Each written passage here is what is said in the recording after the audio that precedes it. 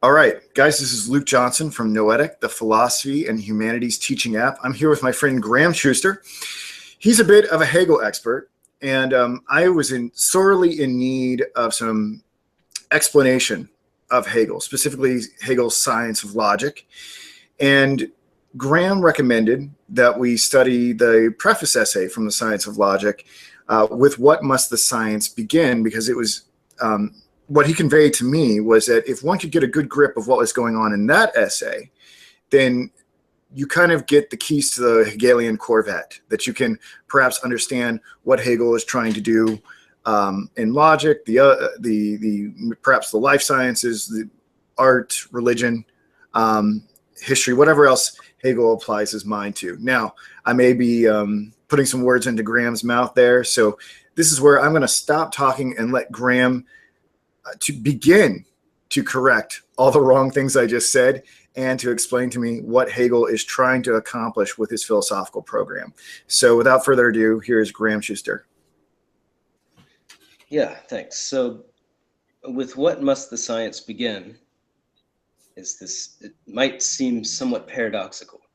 We're proposing to give an introduction to a work that needs no introduction.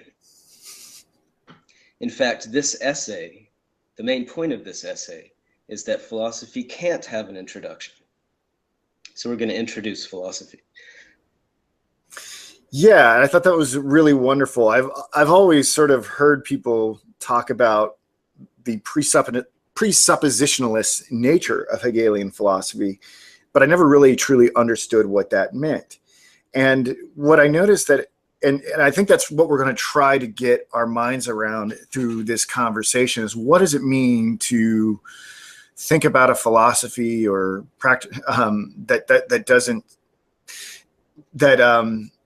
isn't determined by something external, that doesn't have a predetermined starting point. And he mentions at the very beginning of the essay that it's only in recent times that thinkers notice the difficulty in finding a beginning in philosophy. He's kind of shocked that no one was plagued by this before. What do you think he has in mind as far as the erroneous routes philosophers had taken and why they couldn't even notice the thing that he thinks is very obvious? So I guess the question is, what is the thing that's very obvious for Hegel, and what are the ways that everyone's gone wrong? Well, I think the thing that's very obvious for Hegel, or what he is claiming ought to be very obvious, is that philosophy can't have any presuppositions whatsoever. So the problem of how to begin philosophy, of course, is nothing new. Everybody deals with that question and has. That's not what's only in recent times. I think what he's suggesting is recent, is the recognition that none of the beginnings that have ever been proposed can work as a beginning, that philosophy in principle can't have a beginning. So we look through the history of philosophy and we see a bunch of different attempts to posit different types of beginning, to find the right one. And what everyone missed, and Hegel is now pointing out, is that it doesn't matter what the beginning is that we propose. It's not going to work. It's going to undermine the philosophical project to have a beginning at all, to have any presuppositions whatsoever. And what follows is a discussion of why that is and of the principal types of beginning that have been proposed. Okay, yeah. So why don't you walk us through a little bit of that, because I think that was going to be my next set of questions, is like maybe we could give people some examples of things that worked and didn't work. He refers to different, immediate and immediate beginnings. But maybe you could offer kind of like some concrete examples of what he is sort of alluding to as far as being problematic. Okay, well, probably the first set of attempts at a beginning for philosophy, going back to the PreSocratics, would be beginnings that are beings, some kind of privileged being as the beginning. In other words, the claim is that many of these philosophers, through the modern period, from pre-Socratics all the way through the modern period, are positing as a beginning of philosophy some kind of ontology. So he lists out here in the second paragraph some of the candidates: water, daily, the one, nous, I get the one. I guess that would be Plotinus or something, right? Parmenides, probably. Oh, Parmenides. Nous and idea. That's the sort of Platonic, Socratic tradition. Oh, I see. The first principle of philosophy being the good, the form of the good, which is an idea. Substance, which seems to be a reference to Aristotle. The first philosophy is the science of substance, realized as the self-thinking thought or unmoved mover. So there's all these attempts to begin philosophy with ontology. We want to get to the truth through thinking, right? That's the basic project of philosophy. Somehow grasp the truth through thinking. Well, the truth of what? The truth of being. We're trying to uncover what that is. So it seems natural that we should start with an investigation into being. And more specifically, we should start with an investigation into the primary being, the being from which all other being develops or receives its determinacy.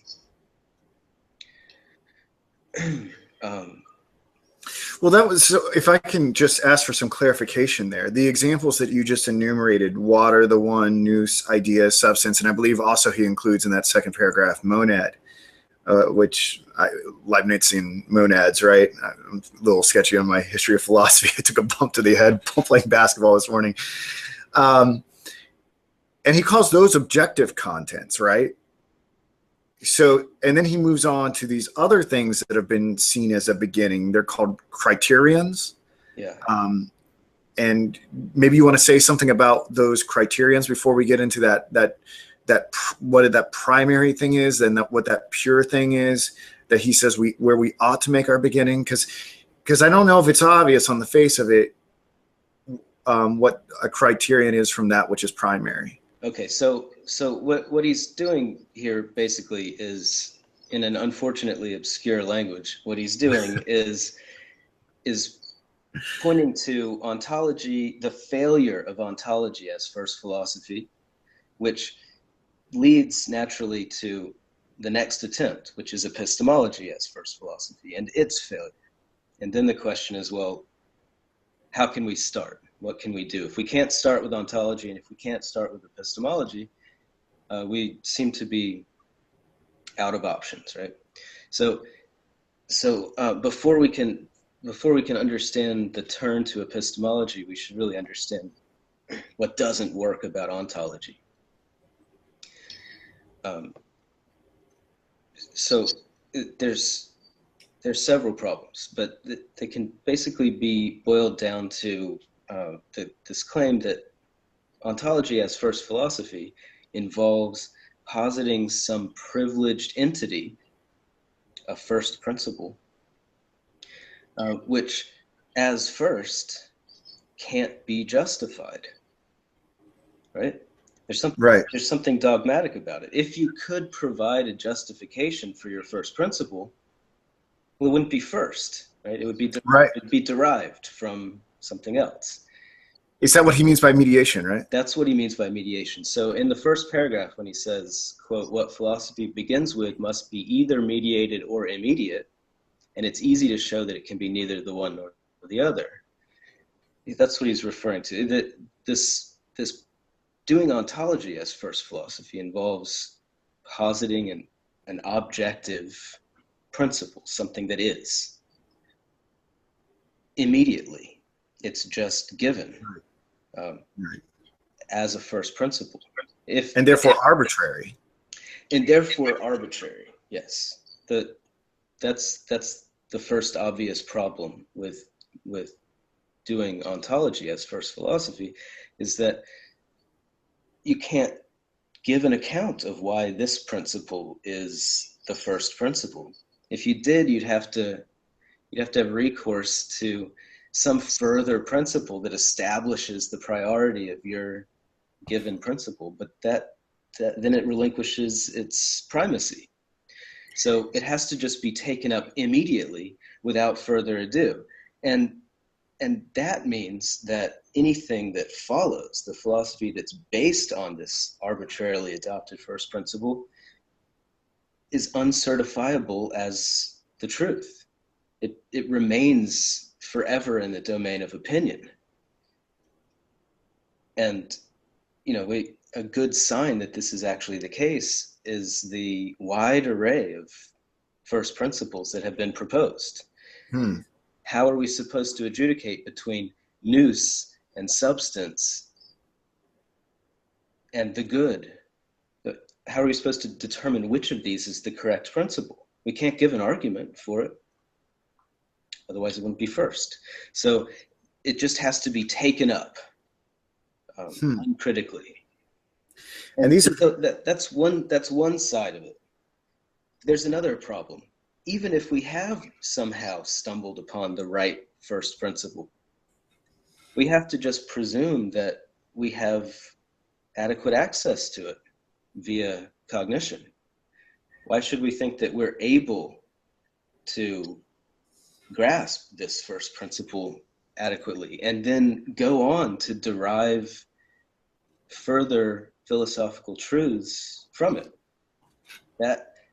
So in other words, the principle of the science and the way in which the science is conducted, and that our cognition is adequate to do that work, all has to be assumed at the outset if we're going to do ontology as first philosophy,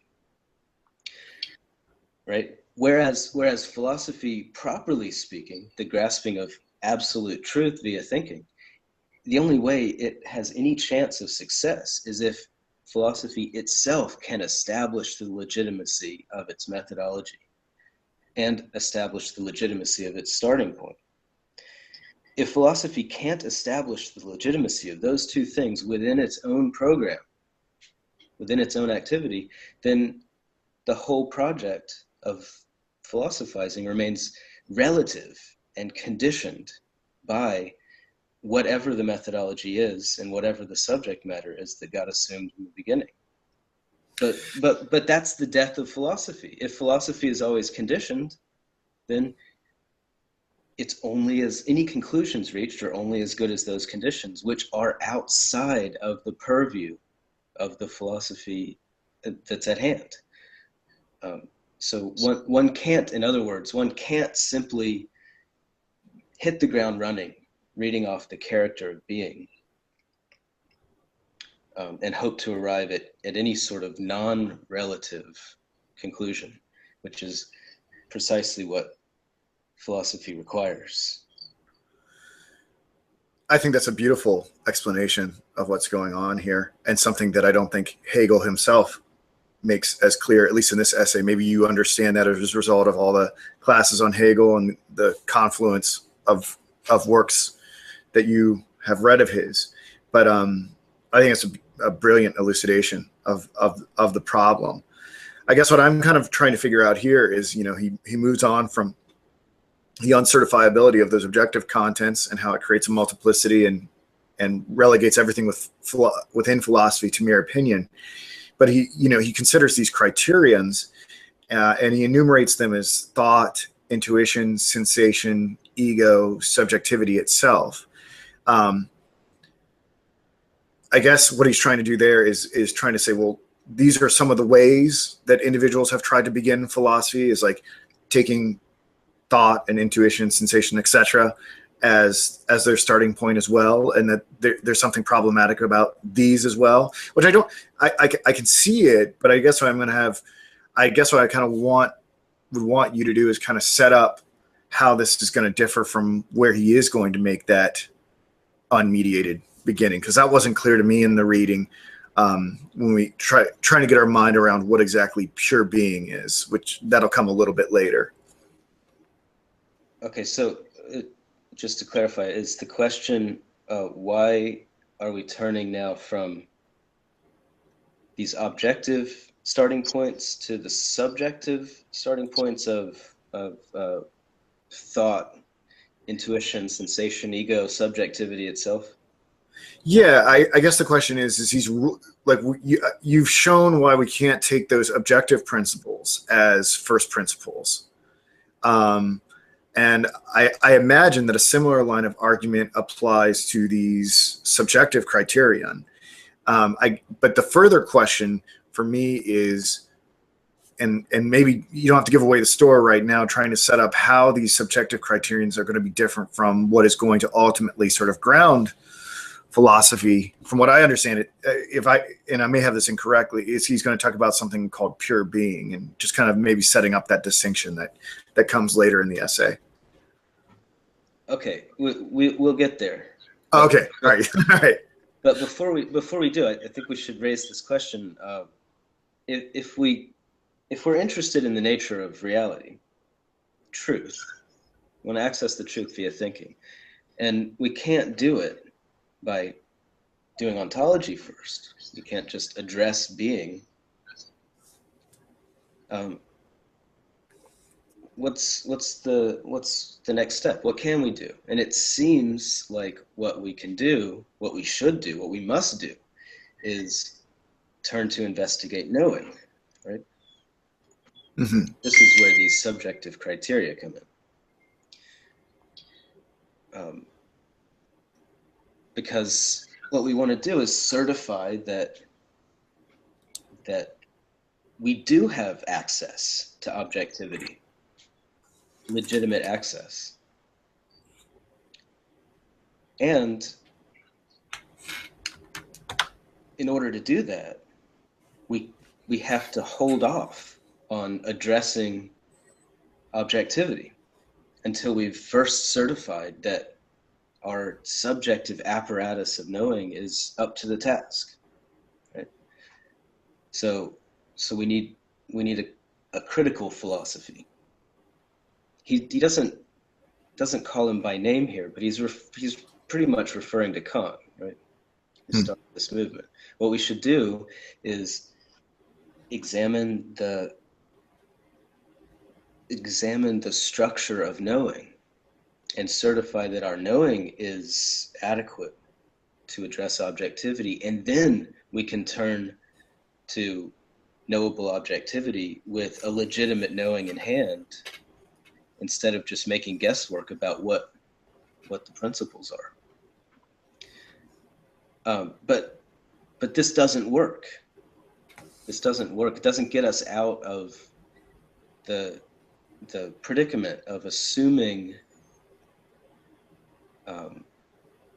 either subject matter or methodology, and then basing what comes later on that. In other words, it doesn't get us out of the dogmatic situation that the ontologists are in. Because if you notice, the turn to investigate knowing it purports to be a knowing of the knowing of objects, right? A knowing of the knowing of objectivity. That's what we're going to certify is correct, that we can know objectivity. So the knowing we employ to investigate the knowing of objectivity is not itself under investigation, right? It's a different kind of knowing. It's not a knowing of objects. It's a knowing of the knowing of objects. Right. So even if we do come up with legitimate criteria for the knowing of objects, it would only be by accident. We have no way to certify that our account of knowing is correct, since we have to simply assume that we have legitimate access, that we can talk about, for instance, the structures of cognition, as Kant does. We can just say, look, here we have intuitions of space and time, and here we have categories of the understanding, and this is what they are, and this is how they work, and all of that has to just be assumed, right? Because the knowing that establishes those structures of cognition is a knowing hasn't been critiqued, that is not under investigation. And you can see that we'll get into an infinite regress if we say, well, okay, let's do a prior critique of our knowing of knowing. Well, we're going to have to employ a knowing to do that, and so we're going to have to critique that one.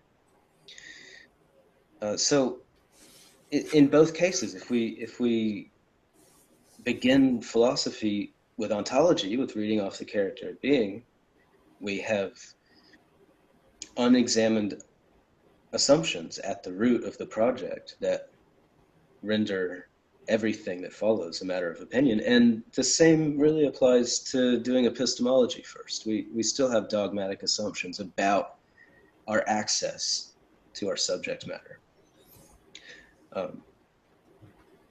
And so it seems that philosophy can't begin at all. Because what else are we going to investigate first? I mean, either the objects of knowing or the way in which we know them. Do we have something else? I mean, this is what he's referring to when he says philosophy has to begin with something that's either mediated or immediate. We either take up the immediately given of some first principle, which is a being, or we look at how our thinking mediates our knowing. We look at the mediation of cognition to certify which kinds of mediation are legitimate and which aren't. But in either case, we're making dogmatic claims. So well, there's a third option that you haven't considered yet, Graham, that is very viable, right? What about that whole inner revelation and faith thing? Right? I'm joking, right? Like, this is obviously not going to be a legitimate option for Hegel, but maybe you want to say something about why that's not properly going to fall under the domain of the science of logic. Yeah. Well, it's just really the same problem, right? Inner revelation, right, or faith. This is some starting point that has to be merely taken up without an antecedent investigation. Faith isn't the result of a chain of reasoning. Right. It's that falls under the category of an immediate beginning. Right? Yes. It's just there. Or at least inner revelation, some kind of intuitive starting point is just given immediately. Faith, I guess, I'm not sure if that's immediate or mediated. At least it would appear to be historically mediated if we're talking about the context of religion. But perhaps the taking up of faith is something that's taken up as immediate, as uncertifiable, in fact. That's part of faith's own claim about itself, is that it's uncertifiable, which of course makes it inappropriate for philosophy, inasmuch as philosophy can't leave anything uncertified. We should add a little bit of caveat here, and maybe you want to, I don't know if you want to wander into that. I mean, it's not like Hegel isn't interested in different particular historical faiths or the nature of faith. I mean, he'll address that in the lectures on the philosophy of religion and elsewhere. Yeah. So it may not be properly here for the question that we're considering. But I think there's a great deal of, at least from what I can recall, there's a great deal of controversy about where Hegel ultimately lands on the issue of of faith. Yeah. And this is something that was highly controversial, I believe, shortly after his death, with the splintering of the right, center, and the left Hegelians. I don't know if this was the issue that drove them apart or if there were other ones, but it would seem to be a very polarizing issue. Yeah, I don't know much about that issue, actually, but he does address religion and faith at great length in the philosophy of spirit, which is the third part of his system. We have the science of logic, and the philosophy of nature, and then the philosophy of spirit. Could you maybe say a little something about how these all sort of fit together, or would that be too much of a digression? Because I've never really had that explained to me. Could you neatly summarize it, or is it too complicated for something? I can try. Yeah. So the three works are supposed to form a complete system. Right? The science of logic establishes valid thinking, right? Or purports to. It's the thinking of thinking. It's supposed to be the valid thinking of valid thinking. And with that in hand, we can then move on to, which by the way, it's abstract throughout. It's logical throughout. It doesn't import any content from outside of itself, right?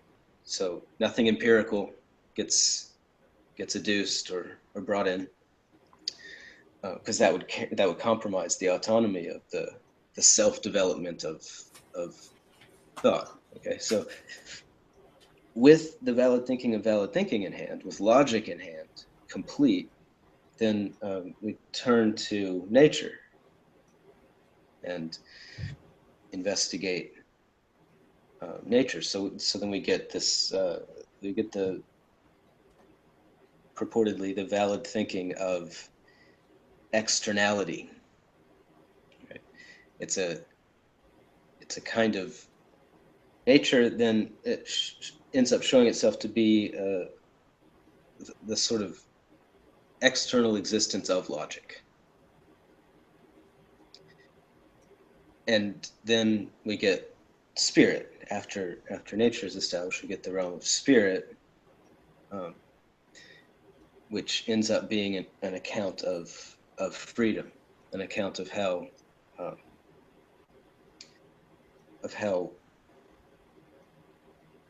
the valid thinking that has been established brings itself about in the world through our activity, since the institutions that we establish, like the family and the state and religion, are free creations of our own that amount to externalizing our ideas. Did he write these texts in such beautiful sequence, or did the system sort of emerge in pieces? I mean, did he start with the science of logic and then nature and then freedom, or did they kind of come? Was he writing them concurrently, or? I actually don't know the answer to that. It's an interesting question. I do know that he went back and forth quite a bit and published revisions and multiple editions of things. So I think he was sort of all the time working on various parts of the system, but I think they were published in order, but I'm not sure about the writing process. I mean, he's spent his whole working life on this system, so I'm sure he jumped around quite a bit. Yeah. But okay. anyway, to go back to your question about religion, he does address it in the third part, in the philosophy of spirit. But keep in mind that that's after logic has been established. So we can't use any sort of religious conception in a foundational sense. It's something that ends up emerging from the further development. But it would, like any assumption, it would corrupt the entire science if we used it in a foundational sense, in as much as it can't be established by philosophy. at least as a foundation. It might be able to be, the legitimacy of religion and its conceptions might be able to be established by philosophy as a result, but not as a beginning.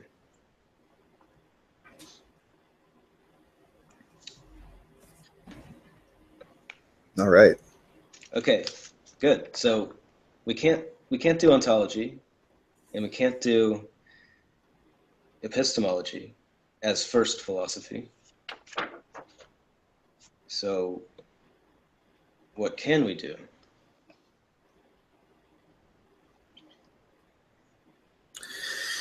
He talks there about there, and this is probably drawing on something else.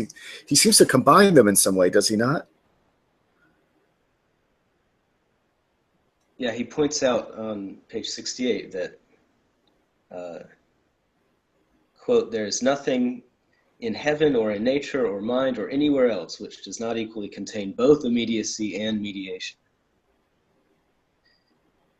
Yeah, it's a really interesting claim.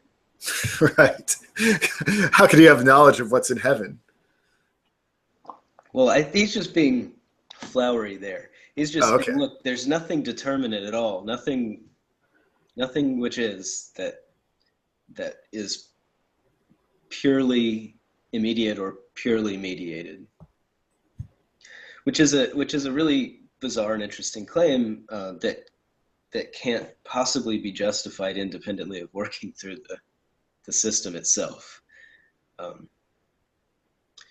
But we could give one example of this, which is relevant for the question of where does philosophy begin? Because the beginning of the science of logic, which for Hegel is the beginning of philosophy, is what he characterizes as pure being. And that beginning for philosophy with pure being is both mediated and immediate. So it's immediate because it's a starting point that doesn't rely on anything else. It has no determinacy, and we'll have to talk about that in a minute, but it's a starting point which relies on no prior determination, in some sense isn't the result of anything, has no content of its own, makes no claim. It's simply and immediately being with no further qualification. So that's its immediacy. But in another way, it's mediated, right? Because it's a result. He says that this is the result of the phenomenology of spirit, which is a fourth work in addition to the three that comprise the science. The phenomenology of spirit is a kind of preparation for the science. A preparation for the science which needs no and can have no preparation.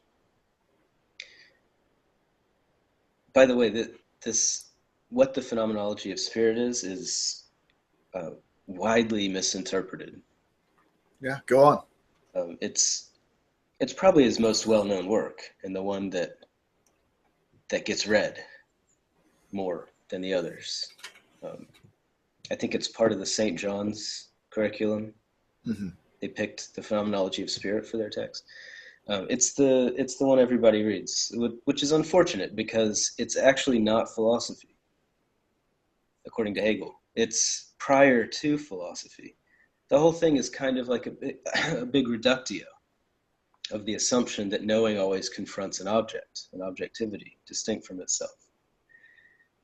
That's the starting assumption of the phenomenology.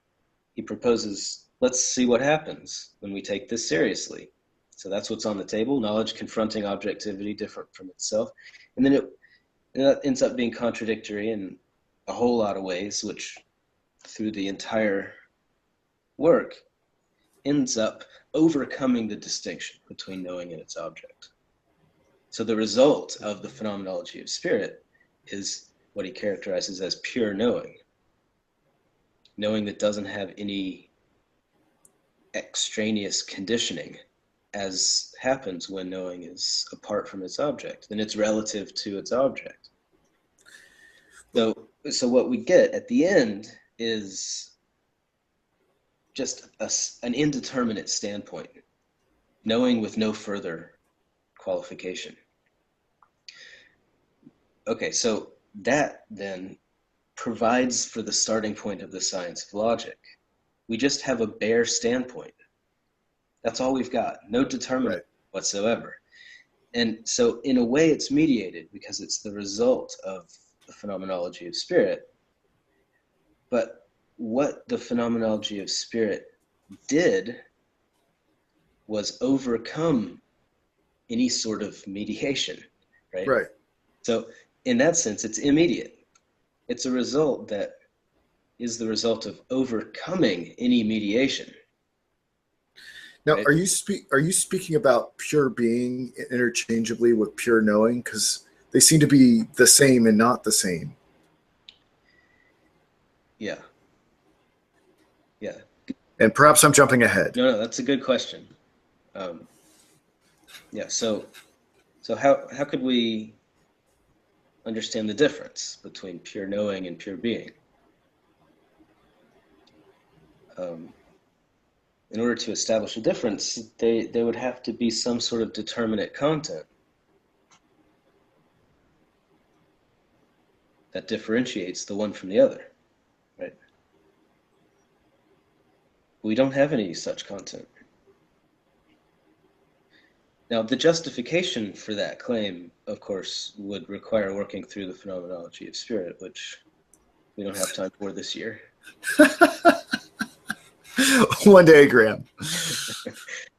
But this is the claim anyway, that the result of the phenomenology of spirit is pure knowing, which amounts to a knowing that's utterly without any determinacy, without any conditions, that's no longer held apart from the object of knowing, right?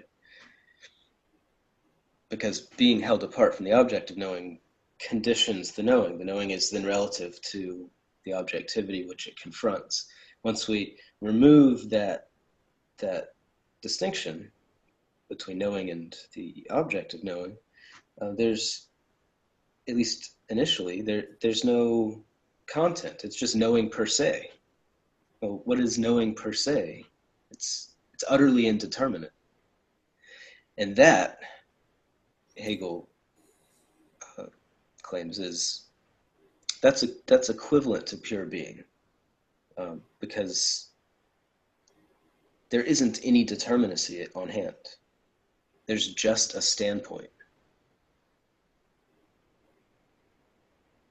That's it. Just a bare, empty standpoint. So there's nothing that would distinguish it from pure knowing.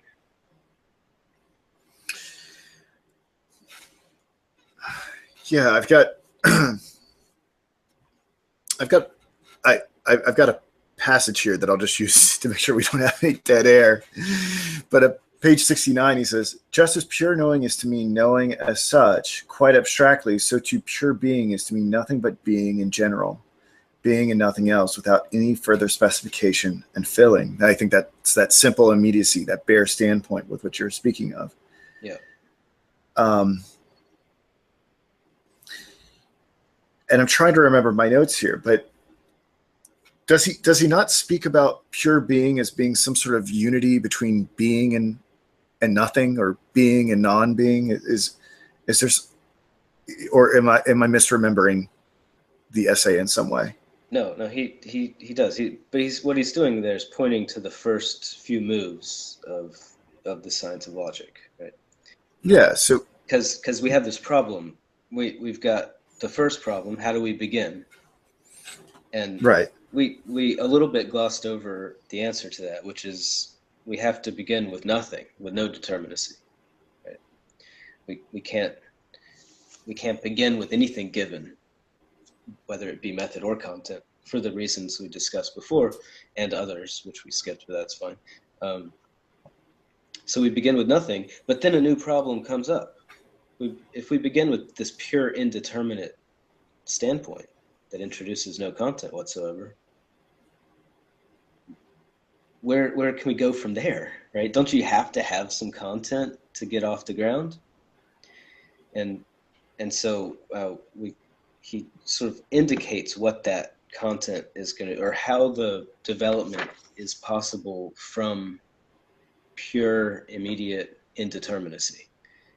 By it, you have to actually get into the text itself, not just the introduction, to really see how it goes. But he's hinting at how it goes, that there's already a kind of dialectical movement in this pure indeterminacy, because it's being, just being, with no further qualification. But what is that? Right. It's nothing, right? As soon as you think pure being, you're really thinking nothing. But isn't nothing a something that you're thinking? Isn't nothing a being that's empty? It's just empty being. To think nothing is to think empty being. So now you're thinking being again. You can't think the one without instantly thinking the other. Right. Being and non-being interconvert, but instantaneously. It's not like there's some process of back and forth, like ping pong or something. The determination of having no determination is really equivalent to nothing. But the determination of nothing is being with no determination. They interconvert. And then once we see that that's happening, we've got a new determination on hand. It's a very minimal determination, but the new determination on hand is becoming. Right. And being the totality of the motion from being to non-being and non-being to being, that taken together is just what we mean by becoming per se. And so this is the thing that I'm kind of proud of myself for very tentatively understanding, because I don't think I ever really truly, and I still don't. I mean, I probably only have like a toe in the pool of this knowledge, but trying to understand what is meant by the Hegelian circle and this inescapability of nothingness and being. He talks about, I think what he's talking about, and correct me if I'm wrong, he says this on page 71, it must be admitted that it is an important consideration, one which will be found in more detail in the logic itself, that the advance is a retreat into the ground to what is primary and true, on which depends and in fact from which originates that with which the beginning is made. Thus consciousness on its onward path from the immediacy with which it began is led back to absolute knowledge as its innermost truth. I guess what I'm kind of curious about, and I don't know if you're interested in pulling back the veil at all, is what this circle is going to look like, where we get from being, and then we're going to go into this orbit, and then eventually get back to this pure knowing. We're going to get back to the point of origination again, where knowing and being are convertible, or whatever the word you were saying. Can you say anything about that cycle that it goes on in science of logic? I don't know if I can pull back the veil, but I might be able to flutter the veil a little bit. Okay. It's a complicated question, and the real answer to the question is the entirety of the science. Okay, so yeah. So the shortcut version, one way to do the shortcut version would be to see that being, the starting point, empty, pure being, the truth of being is becoming. Right? There's something unstable about the logic of pure being. When you think it, you really think nothing. You think it's opposite. When you think that, you think being. There's something untrue about it. And it leads to something else, which is the truth of it. Becoming, then, is what pure being really is. But becoming itself is untrue in its own way. This is why I said you have to work through the whole thing to really understand it, because you got to see how each successive step is the truth of the one that came before, which was in some sense untrue. That applies until the end of the work. So That's awesome. So the last stage, the culmination of the work, which he calls the absolute idea, it's the truth of being. It's the truth of pure being. It's the truth of the whole system, the entire development.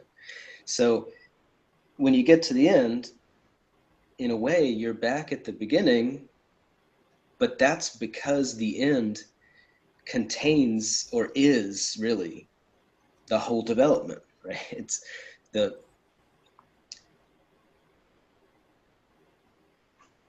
not really a circle in the sense that you start over where you were. It's more like suddenly you see how the beginning is incorporated into the whole thing. Right. It's you never lose it, right? It stays with it, right? Yeah, what the absolute idea is the entire development, right? So in that sense, when you get to the end, you can sort of see that the entire development, including the starting point, is an essential moment of the result. I don't know how helpful that is in pulling back the veil. It is helpful. It is helpful. It must be an exhilarating feeling to work through all of it and to experience each of the steps in that process. It's really fun. Yeah. Yeah. I mean, I'm only beginning to see it, and I'm just kind of like, Hegel was always one of those thinkers that scared the bejesus out of me. I never thought I was intellectually equipped to do it, but now as someone in my mid-30s, it seems like I may be ready for it finally. I don't know if he scares me as much, or at least what he holds out seems a little bit more promising than the intimidation that he offers. Yeah, his writing is intimidating. His writing is frequently obscure and difficult. But when you get to the ideas and see what he's doing and how they move, they're really quite beautiful. They are.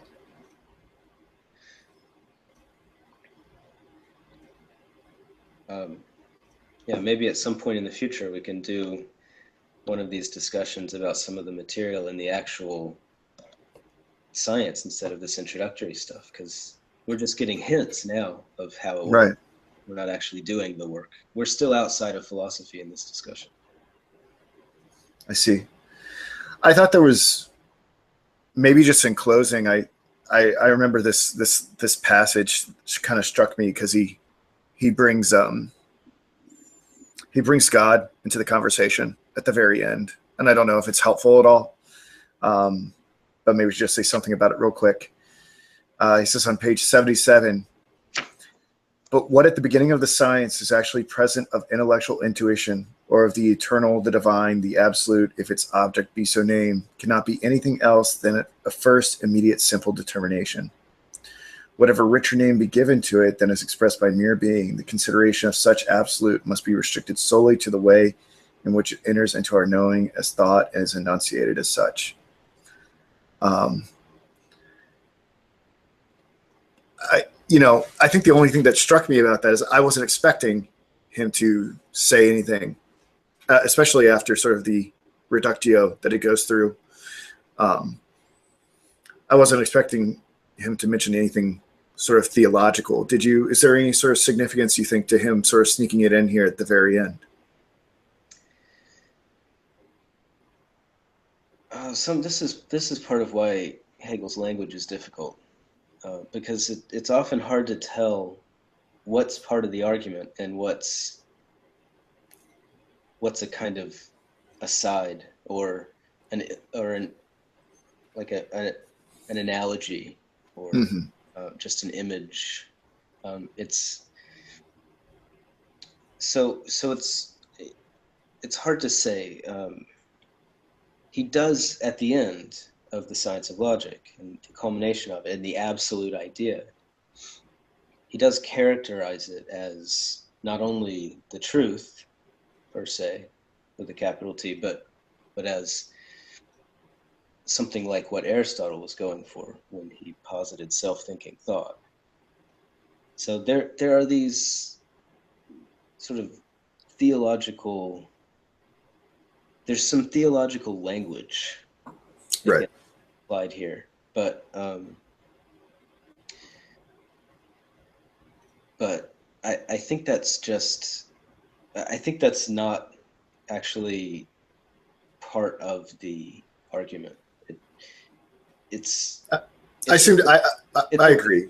It's a way of speaking. I mean, we don't, in the science of logic, we never leave the domain of logic. So we're not importing any conceptions externally, right? So what we get at the end is not God. It's not some sort of being that has an existence independently of the logical development. The logical development is what the result is in its totality. So this is a debate, actually, among Hegel scholars, whether or not the science of logic amounts to a sort of ontology, because it results in this absolute idea at the end, which seems to be some sort of being. And people have argued that it's really God that he's talking about here. But I think it's very easy to show that that's not the case. And one of the ways to do it is by pointing to things like this essay, with what must the science begin? Hegel's quite clear that we can't import anything, any content or methodology from outside our science. Otherwise, it loses its status as philosophical. Right. Becomes a matter of opinion. And for this to be a theological project or an ontological project in that way would require us to put it in relation to something that's not purely logical, and that would undermine the entire intent of the project. So I think, I mean, an interesting question, and I mean, you could probably wax philosophically on this for a while, is if God and faith and all of that doesn't properly fit within philosophy, does it fit anywhere? Yeah, well, Hegel thinks it does fit in philosophy, just not in logic. The treatment of faith and religion, alongside the treatment of the state, justice, ethics, and other topics, these things are they're only philosophically treatable after we have logic in hand, after we have a valid thinking in hand. I see. So they can, according to Hegel, these things are subject to a philosophical treatment. In fact, anything actual is subject to philosophical treatment, according to Hegel. And religion is clearly actual. It's a thing that we bring about in the world. Mm-hmm. It's a kind of religion, like the state, it's a kind of concretized idea. It's an idea we've made concrete, which is a neat way to look at these instances. They're really ideas. Yeah. That have attained an external existence through our activity. Well, Graham, I've enjoyed this immensely. It's definitely filling out, my background is in Kierkegaard. So this is simultaneously very alien and very familiar, because a lot of what he's doing in his project is responding to all of this, but without going through all the motions that we went through. So I found it deeply edifying on a personal level, and hopefully others will find what we've talked about today as having of supreme value from an educational perspective. I think maybe we should bring it to a close unless you have any. Yeah, just that what we've been discussing, how philosophy has to maintain its autonomy by not taking anything for granted,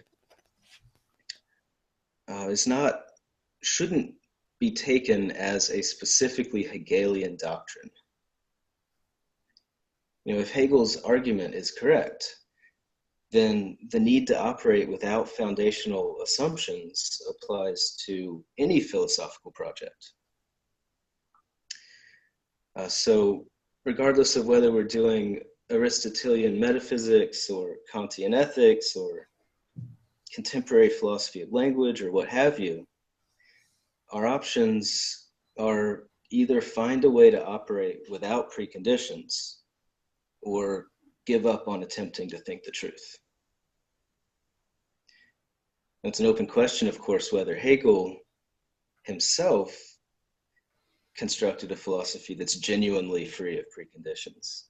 But that's a different topic. All right. Thank you very much, Graham. Thank you.